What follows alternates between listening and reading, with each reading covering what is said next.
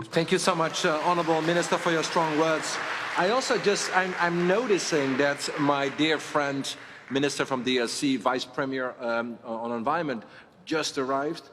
Perfect timing, it's not too late, it's not too early, it's exactly when you need to speak. So why don't we end with a big bang from the Minister from DRC. Please, the floor is yours.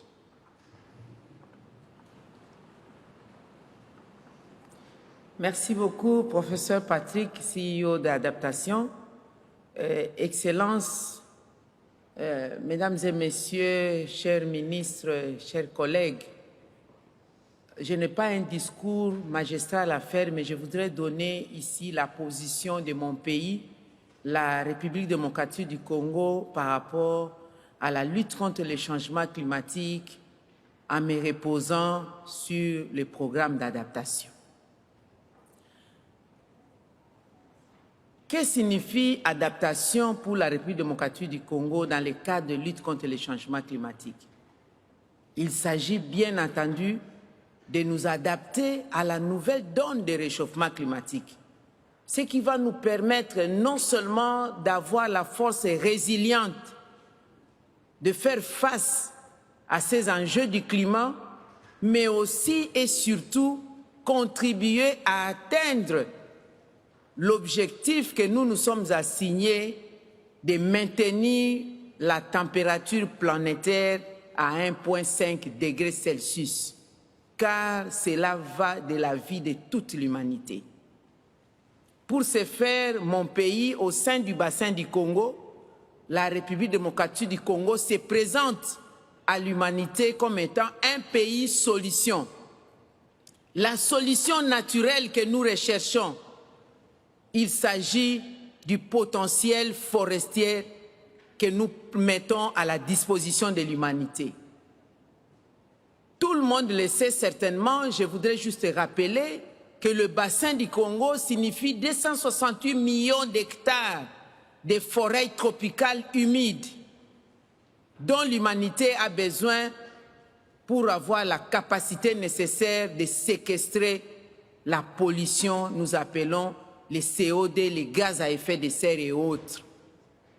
La République démocratique du Congo, c'est aussi 10% des réserves mondiales des eaux douces, 52% des eaux douces en Afrique, avec un fleuve qui a un débit puissant, capable de nous donner l'énergie hydroélectrique qui, la desserte, nous permettra de ne plus faire pression à la forêt que nous tenons absolument à préserver.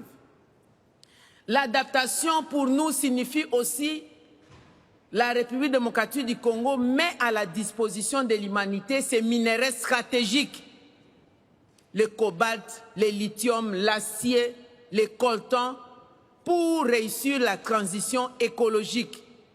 Et pour nous adapter à cela, il nous faudrait que ces minéraux soient non seulement exploités, mis à la disposition de l'humanité, mais transformés localement pour permettre aussi au peuple congolais, au peuple africain d'accéder à un coût abordable de les instruments, l'outil de la transition écologique. Enfin, l'adaptation, c'est que désormais en République démocratique du Congo, dans le bassin du Congo, nous avons changé notre comportement. Nous devons le changer, nous sommes en train de le changer. Ne plus cultiver de manière itinérante sur brûlis.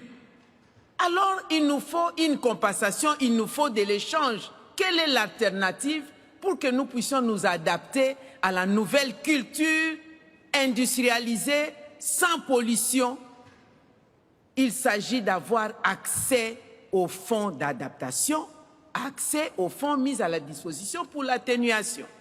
Il s'agit aussi que nous puissions bénéficier du prix unique, identitaire et équitable du prix de la tonne de carbone.